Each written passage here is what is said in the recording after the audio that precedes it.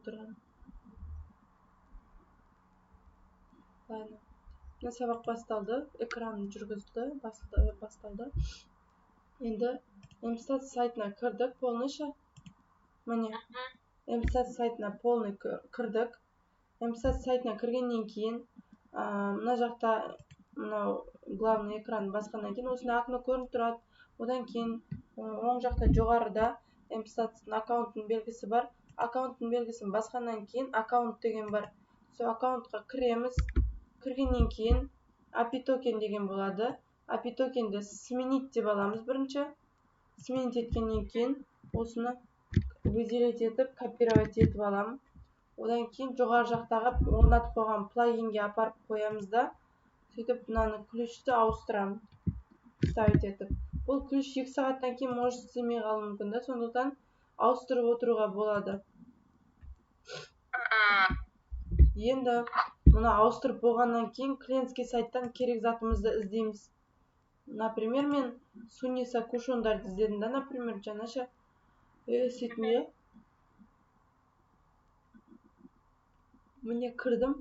Кіргеннен кейін API токенді қосқаннан кейін товарларды сыртынан көрген кезде ақ, мынаны қараңыздар, мына продажа көрдіңіз ба? Продажа, сыртынан ақ продажасы қанша штук болып жатыр мына магазиннің ше, соны көрсетіп тұрады прям. Так.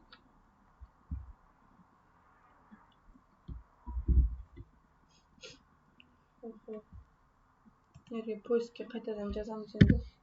Суниса деп қоямын. И мына жерде басқаннан кейін мына жерде загрузка болады да. Загрузкадан кейін әр товардың астында қазір анализ жасап шығарады. Мстат плагинді оқығаннан кейін.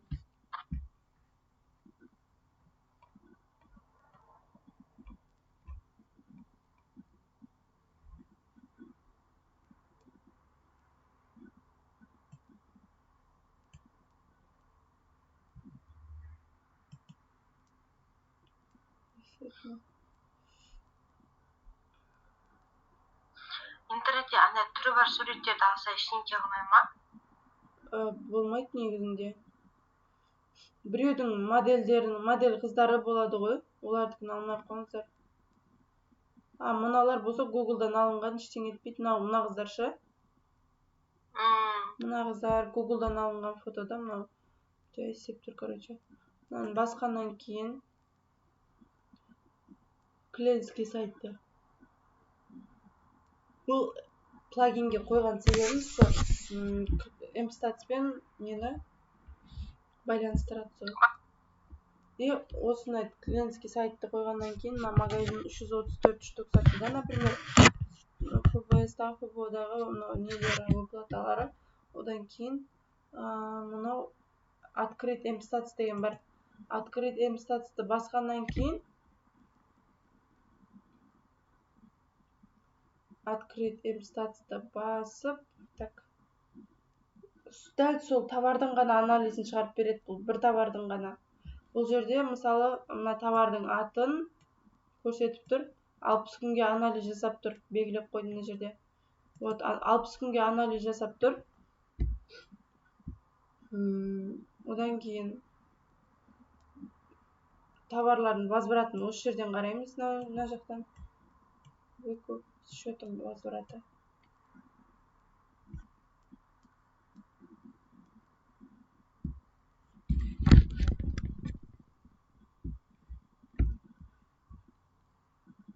Өте жай істеп қалды что-то.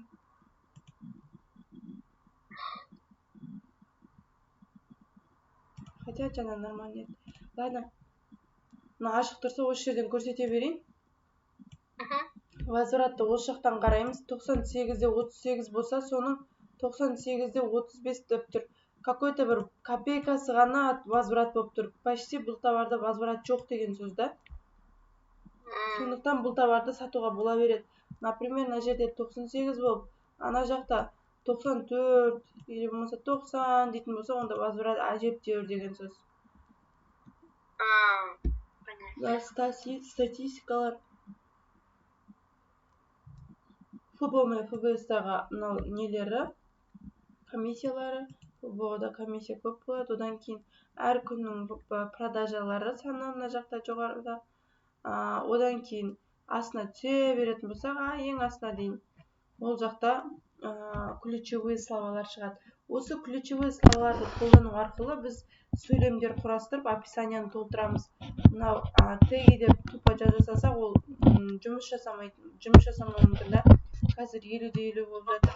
Сондықтан ключевой слованы алғаннан кейін міндетті түрде сөйлем етіп құрастырсаңыздар вообще лучше.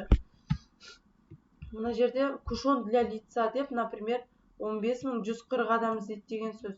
Кушон для лица деп, кушон деп 6538 адам іздейді деген сөз.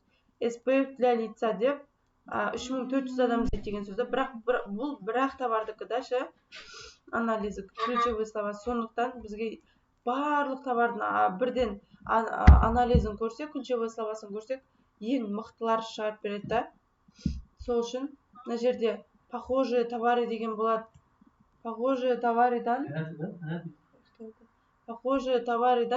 мына артикулдарын копировать етіп аламыз.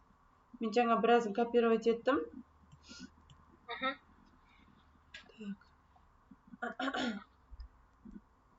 Міне, мынаның артикулдарын біразын копировать етем қазір.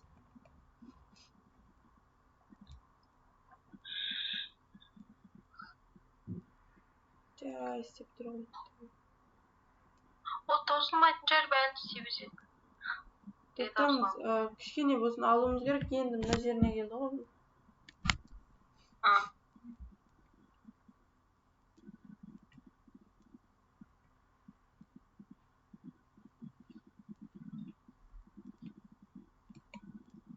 Одан кейін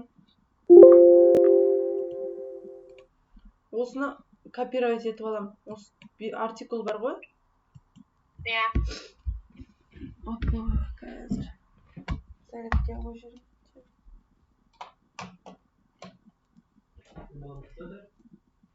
Жай. Аласаңшы. Мынау артикулды копировать етіп алғаннан кейін новыйдан басқа беттен эмстатс ашамыз да. Мына жерде SEO деген болады жоғары жақта, екінші окно. SEO-ны басып, екінші окносы расширение запросов деген болады SEO-да. Сол екінші расширение запросовты ашамыз. Ашқаннан кейін, біз шығар жерді ме қазір. Міне, SEO-ға қайтадан басамын. Егерде адам эмстатсқа көп кіріп кететін болса, өзі лақтыр жүре береді. Сондықтан қайта войти деп кіріп отыра берген. SEO-ны ашқаннан кейін мына жерде артикул жазуға арнайы жер бар, осындай окно ашылады да. Балбер стандарт туритаке. Осындай окно ашылады, окноға мына жерге копировать еткен артикулдарды ставить етеміз да, астына түсіп получить отчет дегенді басамыз. Получить отчет басқаннан кейін қараңыз.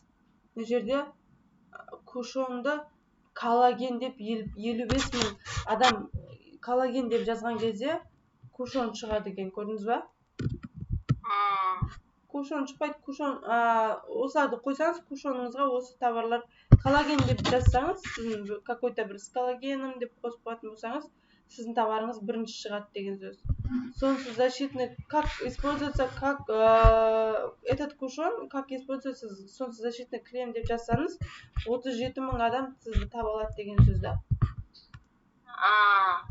Сөйтіп, әр нәрсені қолдана беру керек та, сөйлем етіп ше. Сөйтіп, мынау ең мықты ключевые словалар деген сөзді жанындағы. Именно осы товарға байланысты. Иә. Сөйтіп, 55 мыңнан төменге түсе береміз да, копировать етіп алып ше, выделить етіп, осы мыңға дейінгіні алып алсаңыз болады. Мен осыны ғана алайын. 5 мыңға дейін алдым, на самом деле мыңға дейін алған дұрыс, хорошо? И осыны копировать етем да, бұл кушонға арналған дұрыс ба? Иә. Кушонға арналған үшін мен бір документ ашам. Сізді ашып отырыңыз, алған ключевой словаларыңыздың барлығын бір документке сақтап отырыңыз. сосын маған ключ деп жазып қоямын. Тек ключевой словаларды ертең эмстат істемей қалады ғой, например. Логин пароль күтіп қалатын жағдай болады, сол кезде осы ключевой словаларды қою арқылы сіз товарыңызды толтыра бересіз. Понятно.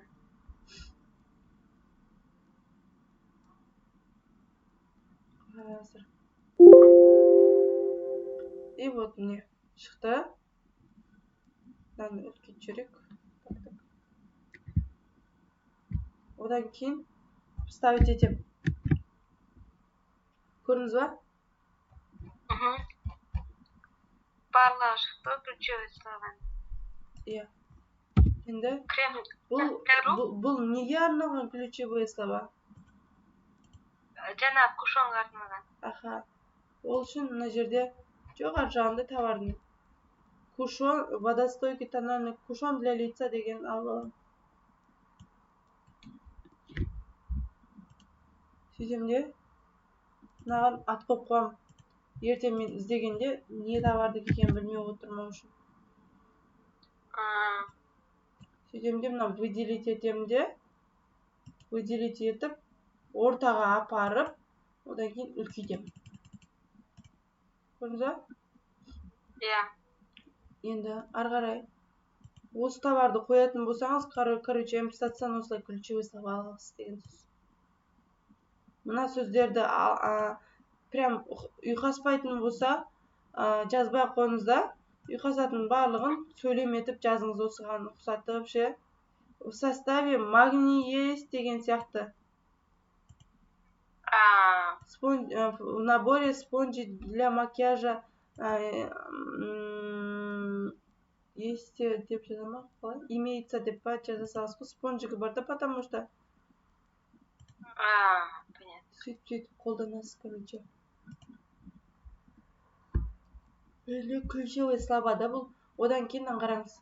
Бұны түсіндіңіз, API токен арқылы клиентский сайтқа кіріп, открыть деп, осы товардың ходовой екенін, осы товардың несін көресіз, аналитикасын көріп, похожий товаридан артикулды алып, SEO оптимизацияға қоясыз, SEO расширение запросов қаша, одан кейін ключевой словаларын ең мықтысын аласыз. Не істегеніңізді түсіндіңіз ба, жалпы сәт болсын? Иә, ана сайтпен SEO жасап алатын да, Wildberries-пен эмстатсын. И содан барлық артикулдарды алып, ішінен керек ключевой словаларды аласың. Иә. Ладно, енді қараңыз. Мына жерде Wildberries деген окно бар. Көрдіңіз ба? Wildberries окносында Wildberries-ті полный бренд бойынша, продавец бойынша, барлығы бойынша анализ жасайды да. Бұл негізінде ше категория бойынша, мысалы категория бойынша қараңыз. Категория бойынша менде мысалы оптовикпін, может быть, мен мысалы негізі косметика сататын адамым да. Красота кремда, корейский косметика, корейский бренді деген тұр мына жерде ше. Сөйтемде өзімнің товарларым только BB-тоналкам, көрдіңіз ба? Только CC крем, только DD крем, автозагар, акриловая пудра. Но өзім не сатам, соның барлығын осы жерден көре аламын да, ключевой словасын ше. Бұл жерде басында ходовой товарларды көрсетеді. BB кремге кірдім ба, например. Вот BB кремге, мынаны 30 күнге анализ жасатты. 30 күн екен.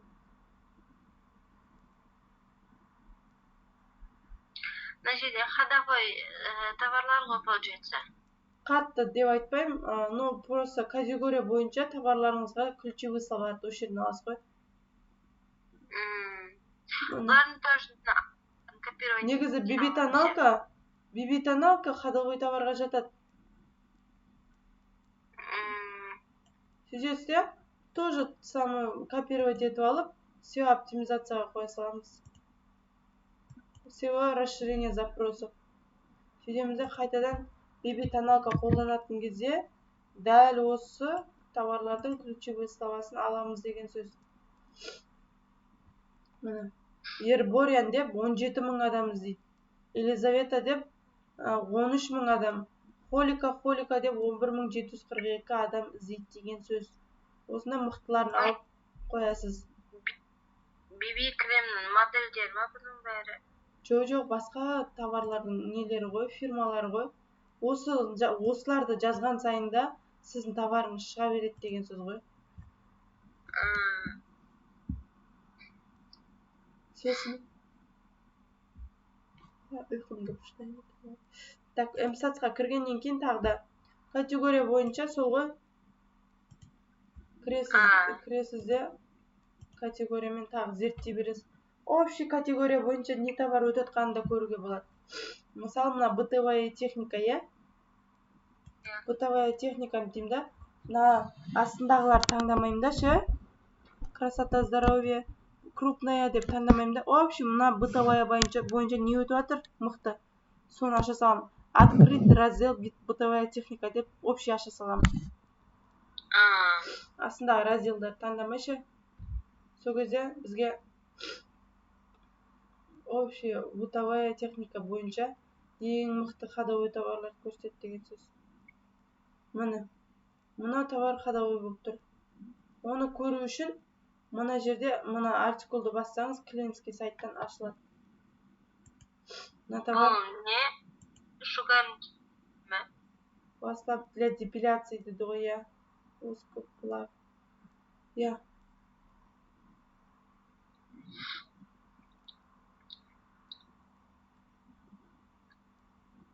Мен сияқты мына массажер ғой, мына массажер. Не сатсам болады деп жүргендер осында кіреді ғой, получается. Осы ғой, короче.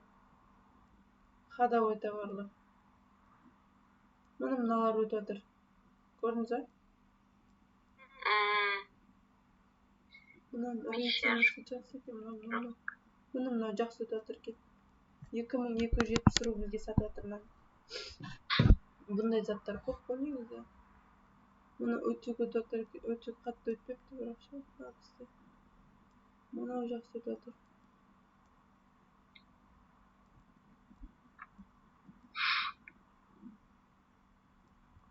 Так, мынау жақсы өтіп жатыр екен.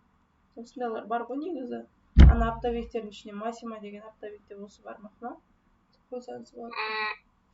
Ладно, енді түсіндіңіз ғой категория бойынша зерттеуді.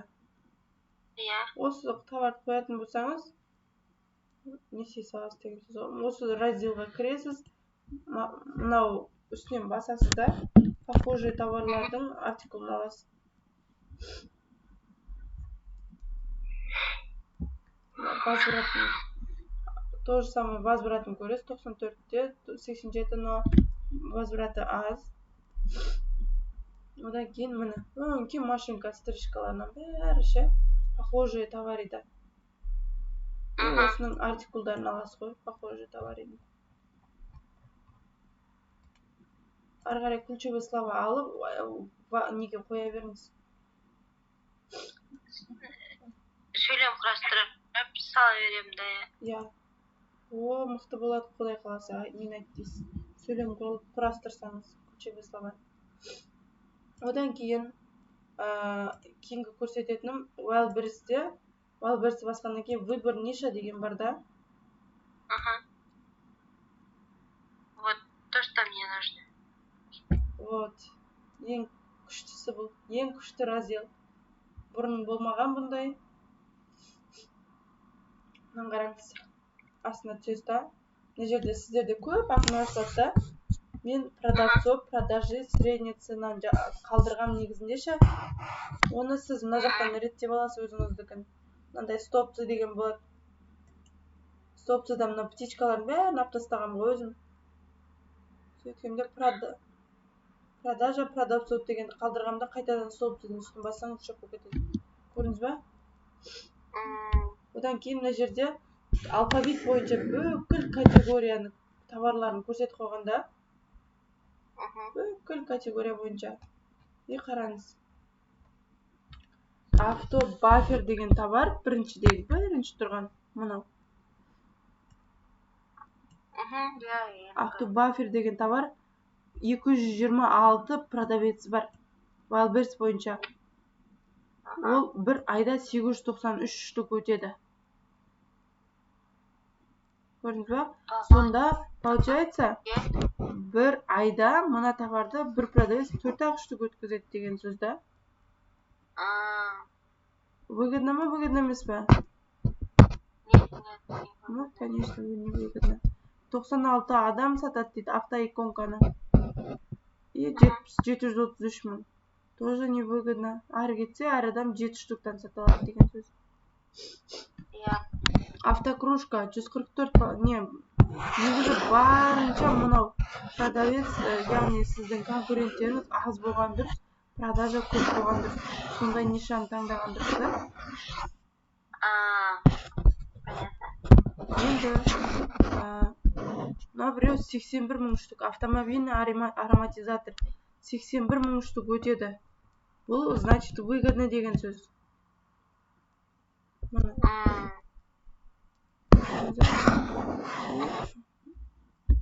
Средний ценасынан қатты асып кетпеу керек.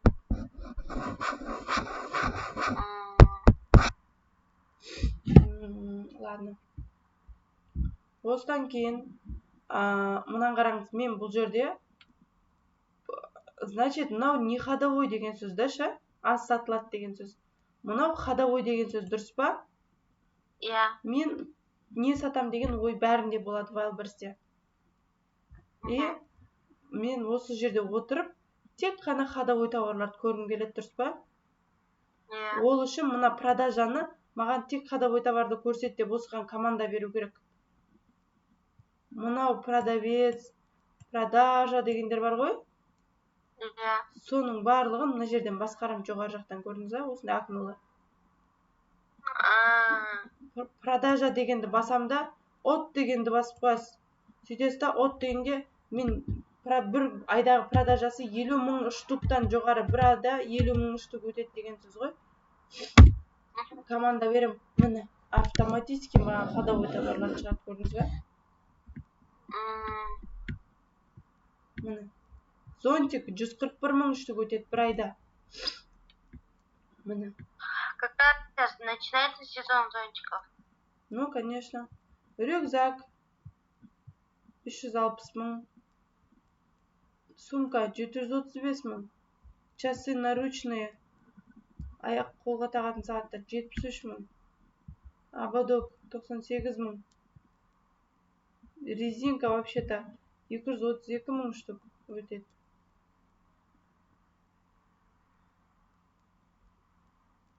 Осы ходовой товарларды қойсаңыз бар ғой, мен айтты дейді, продажа болады ше. Мен бұрын басқа жақта жұмыс істеген кезде эмпатиясы вообще үйретпейтін да. Міне, мына ішкі киімді қараңыз. 1.803 мың. Эмпатиясы қолданбайтын болсаңыз, толық жоқ та, бір аптада бір заказ даже әрең келеді. Этот самый ішкі киімдердің оптовиктен ана fulfillmentке айтсаң өзі топ береді ғой да.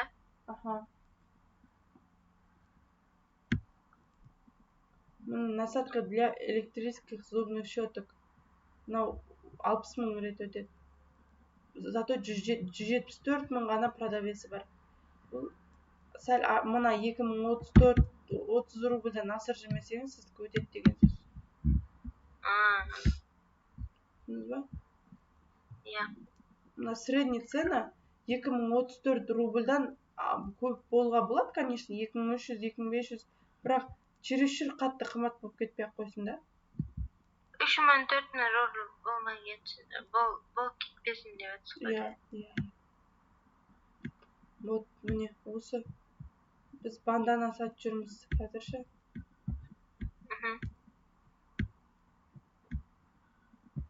Міне сырғалар. Сергей 418 мың штук сатылады. Хиппинг деген фирманы білесіз ба, оптым? Жоқ, білмейді екен. Прям мықты өтеді. Сумкалар, платоктар. Міне, бандана. Кеше мен қойған, көрдіңіз ба? 141 мың штук өтеді бір айда. Тоже сияқты. Но көрсететін болса, ары қарай мынаның үстінен басасыз да. Зонтиктің үстінен басасыз, например. ары қарай зонтиктардың ходовой товарларын көрсетеді. Ең мықты сататындаршы осының үстінен бассаңыз. Ең мықты сататқандар ғой мынау. 6731 штук сатқан мынау продавец бір айда, көрдіңіз ба? 3 миллион рубль выручка жасаған ғой. Міне мынандай не қойған. Картина қойған. Иә. Чехол в подарок деп қойған еще. 390 рубль.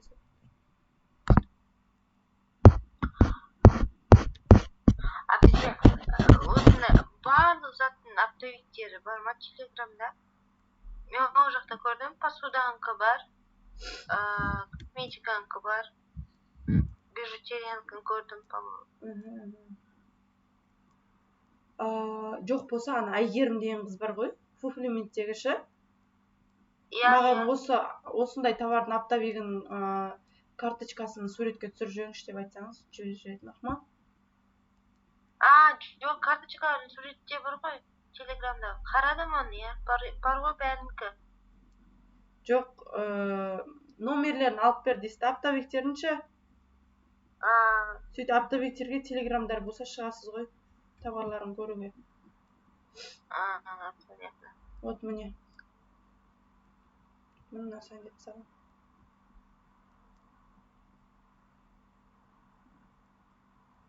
Осылай ары қарай міне осы зонтик қоятын болсаңыз, например. Қайтадан соң ключевой слованы қайталайсыз. Одан кейін мұны тура осы зонтикті сату міндетті емес та ше. Зонтиктар сатсаңыз болды деген сөз, да, главный. Бұл жерде бөлінетін только книги, потому что именно қай книга өтетқанын көріп алып іздену керек та. Мысалы, косметичка, любой косметичка өтеді осы ключевой словаларды қолданғаннан кейін. Держатель, любой держатель өтеді. Осыны ашамда держатель в авто деген ана соткаларды машинаға қыстырып қояды ғой. Иә. Сол ғой, жақсы өтеді. Мен кімге салдырам, сода өтеді бұл ше. Қатты қымбат қойып жүрмесеңіз болды, главный өтеді. Мына қараңыз.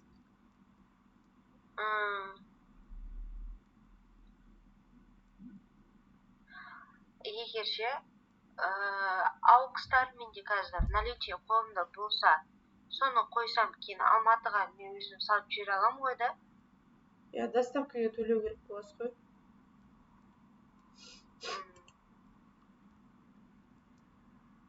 Сол описанияға ключевой словарды қолданасыз енді. Хорошо? Хорошо. Сатысты былай мен айтқаннан да бөлек былай зерттей беріңіз, шұқалап ше. Көп нәрсе мен мына категориясын, мына товар қай категорияда тұр, оның бәрін ашып көрсетіп жатқанда жоқпын ғой, например ше. Мынау біреу сатпаған, мысалы, мынау қызыл, ең көп осы товарды ең көп осы категорияға салған деген сөз да. Мына автотовары, аксессуары в салон, багажник и держатель в авто деген неге салып қойғанда категорияға ше, кейбіреу салған электрониканың ішіне салып қойған, смартфон, телефондардың ішіне держатель в авто деп. Бұл бір товарды әртүрлі категорияға қайталап салуға болады да ше. Мужчинам подарки мужчинам и держатель салып қойған. Мужчинам и подарки деген категорияға салып қойған да. Женщинам деген категорияға салып қойған. И остальные деген қойған. Әртүрлі категорияларға салып зерттеуге болады деген сөз ғой. Мына категорияға салсаңыз, бірақ сіздерге жақсы өтеді деген сөз. Автотовары, аксессуары в салон и багажник дегенге ше. Түсініңіз ба? Түсінікті.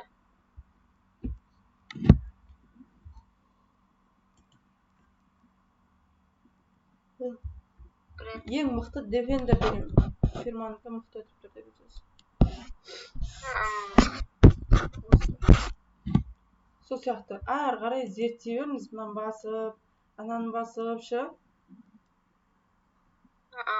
Ең мықты сатып жатқан қазір торговый дом компания Defender. Мына фирманың өзі көрдіңіз ба? неге фбоға сап қойғанда получается? фбоға сап қойған, арзан сатып жатыр, потому что ол фирманың, заводтың өзі салып жатыр, а заводтың өзі арзан сатады деген сөз. Кстати, жаңа группада оқып қалдым. Витаминдерді тоже салуға болады. Ады деп, лечебное питание деп салуға болады. Айналысасыз ба ондаймен? Жалпы кішкене хабарым бар. Болады, иә, лечебное питание деп өшір салайын.